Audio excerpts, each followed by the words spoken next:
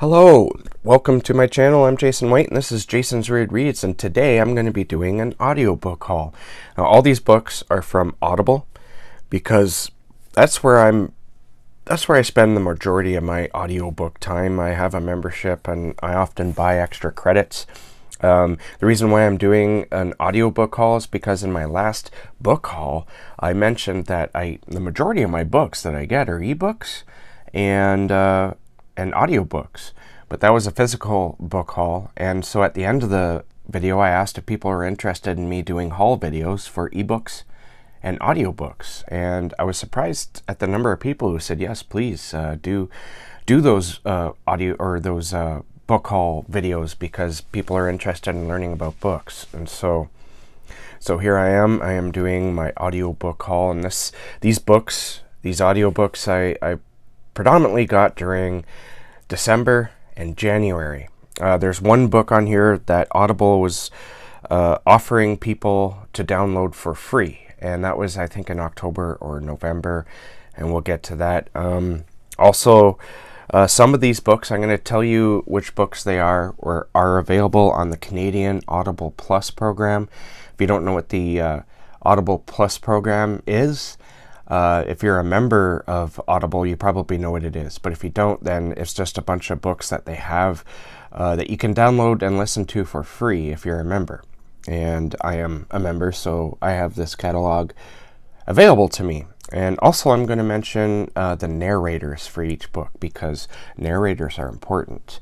I think narrators become, to people who listen to audiobooks constantly, as I do, narrators become very important to the book. And people like myself find favorites.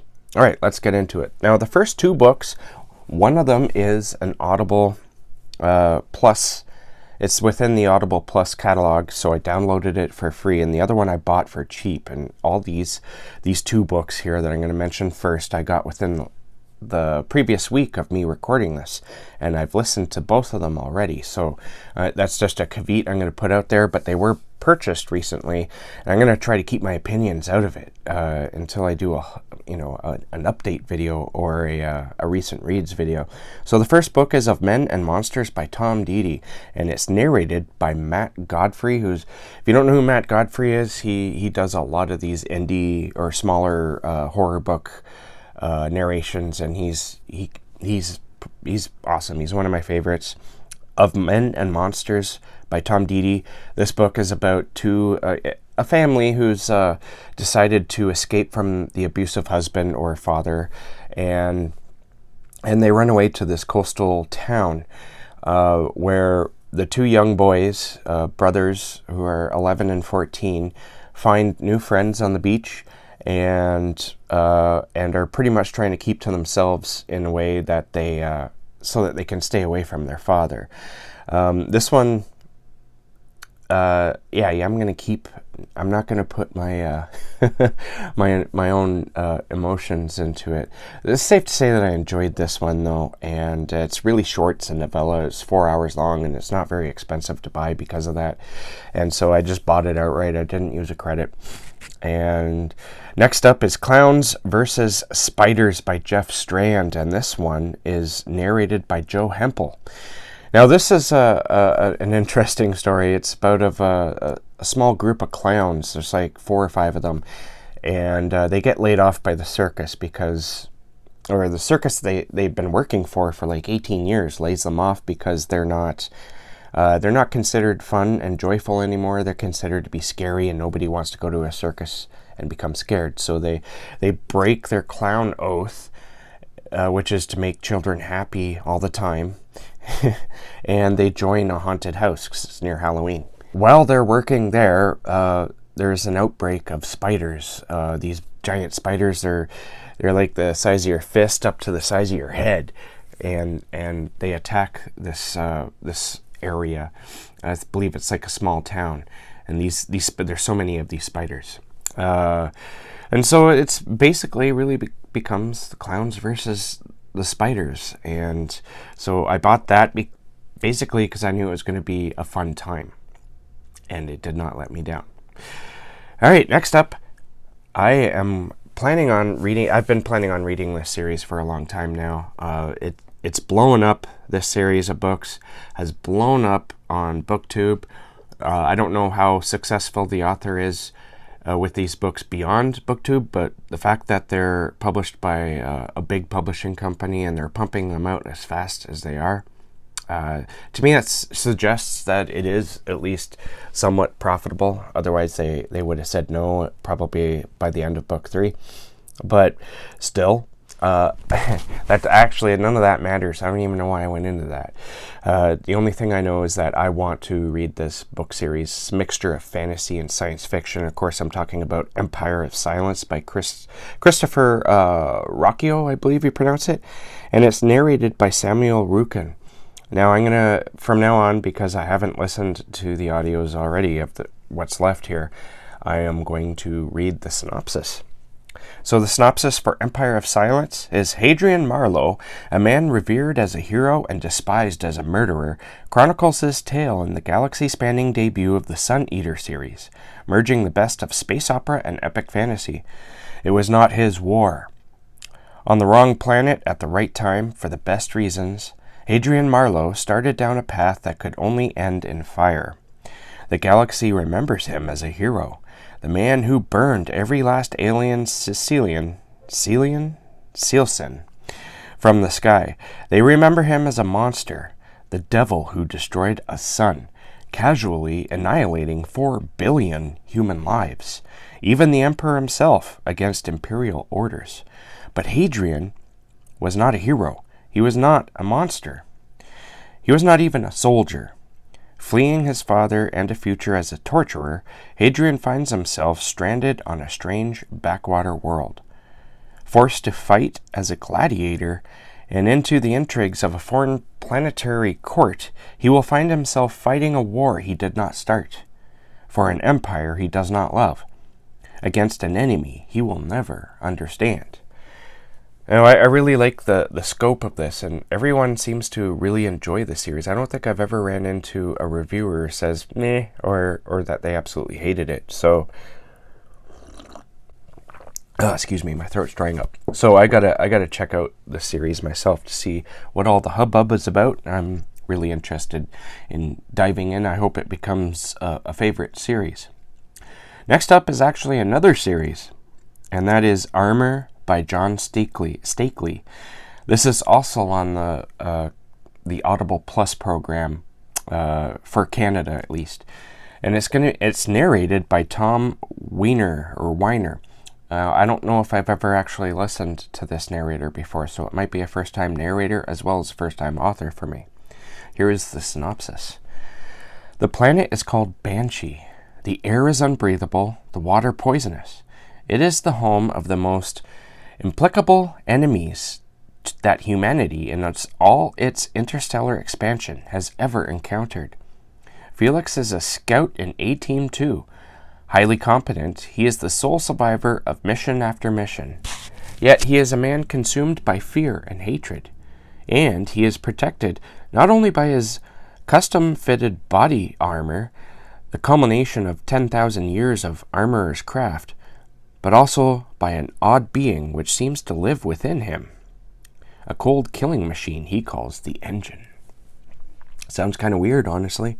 But I've been wanting to read this book for a long time, too. I used to actually have the physical book for this, but I don't know what happened to it. I think it might be in my storage because I have a bunch of books in boxes in storage. All right, next up, I bought this one a little while ago, I think in December.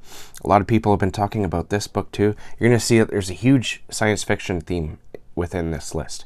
And the reason why is the science fiction books I want to read are a little bit thicker than most books. And I like keeping the shorter books, honestly, for reading with my eyes. And I like listening to longer books on Audible because that just makes it worth... it's just better for my time, honestly, and money. So, Velocity Weapon by Megan O'Keefe. Now, this one is narrated by Joe Jameson. And again, I don't know if I've ever listened to Joe Jameson, so it might be a first-time narrator for me, as well as a first-time author. So here is the synopsis. Sandra, an Byron Grieve were siblings destined for greatness. A high-flying sergeant, Sandra, has the skills to take down any enemy combatant. Byron is a savvy politician who aims to use his new political position to prevent conflict from escalating to total destruction. However, on a routine maneuver, Sandra loses consciousness when her gunship is blown out of the sky. Instead of finding herself in friendly hands, she awakens 230 years later on a deserted enemy warship controlled by an AI who calls himself Barrow. The war is lost. The star system is dead. Eta Prime and its rival Icarion have wiped each other from the universe. Now separated by time and space, Sandra and Byron must fight to put things right. Now this is another booktube favorite, especially obviously within the science fiction realm. And I've been meaning to get to it for a long time, and now I finally own it. So there we go. Next up is another one available on Canadian Audible Plus, so I downloaded it for free. And it's important to remember that when you download Audible Plus audiobooks for free, that they are under contract. So it's sort of like Netflix, how movies will disappear and reappear.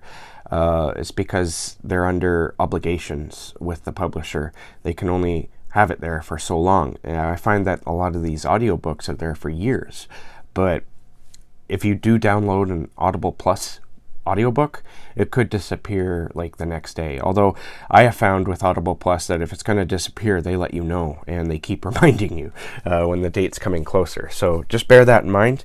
So anyways, I got this one and I'm planning on reading it soon for a reading challenge that's coming up soon. So keep your eyes peeled for that. I will be making an announcement video about that very soon.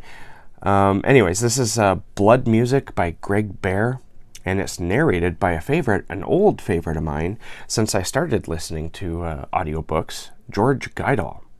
Now, this one has a very short synopsis, so let's get into it.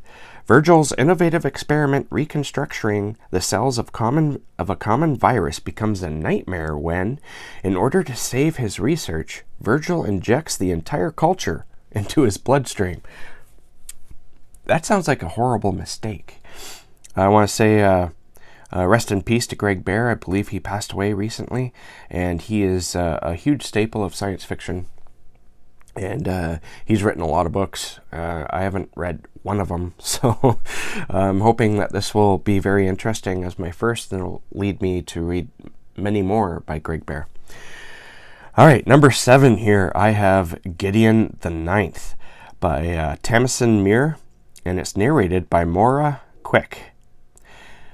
A lot of people know what this one is. This one seems to have a divided audience. People either love it or hate it. But to me, it sounds like it's something that might be up my alley. So here is the synopsis for that. The Emperor needs necromancers. The 9th necromancer needs a swordswoman. Gideon has a sword, some dirty magazines, and no more time for undead nonsense. Tamsin Muir's Gideon the Ninth unveils a solar system of swordplay, cutthroat politics, and lesbian necromancers. Her characters leap out of the audio as skillfully animated as arcane revenants. The result is a heart-pounding, epic science fantasy, which seems to be becoming a thing. And within this list as well.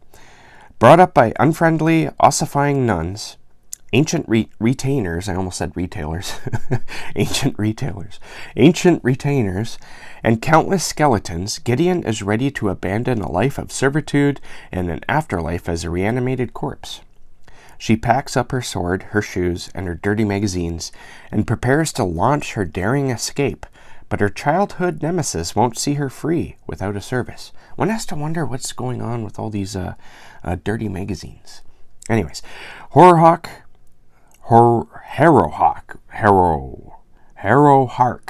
I finally got it. Harrowhark, Nongesis. I would hate to be a narrator because these names. Harrowhark, Nanogenesismus. Something like that. I will learn how to pronounce it, I'm sure. Reverend daughter of the ninth house and bone witch extraordinaire has been summoned into action. The Emperor has invited the heirs to each of his loyal houses to a deadly trial of wits and skill. If Harrowhark succeeds, she will become an immortal, all-powerful servant of the resurrection. But no necromancer can ascend without their cavalier. Without Gideon's sword, Harrow will fail, and the ninth house will die.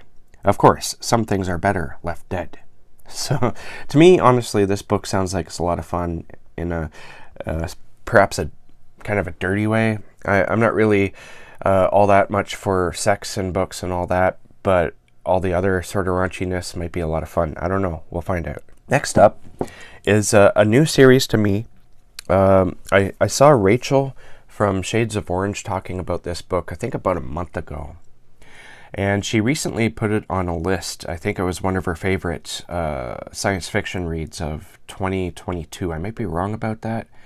I can't remember exactly, but I know she talked about it twice, and I commented on it recently. And what I said was that I'm very familiar with Simon R. Green's Nightside series.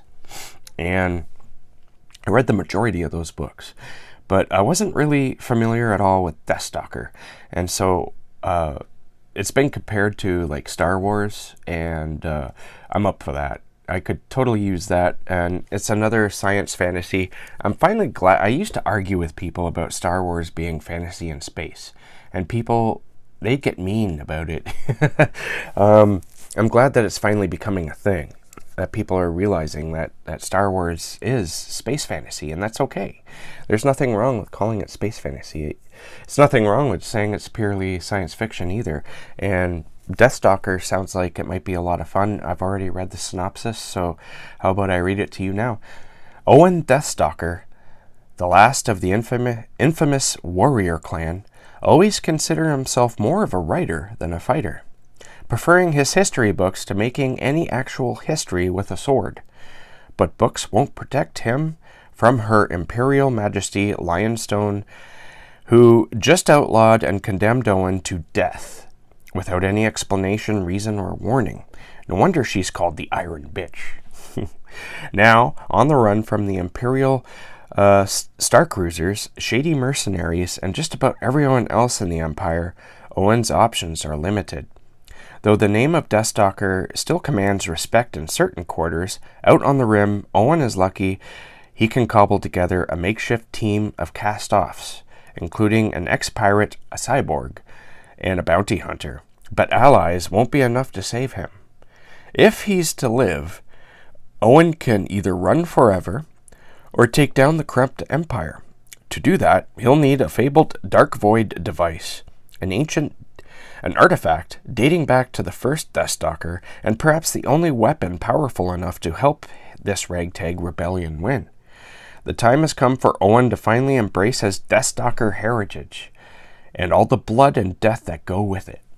So, this book obviously has a reluctant hero.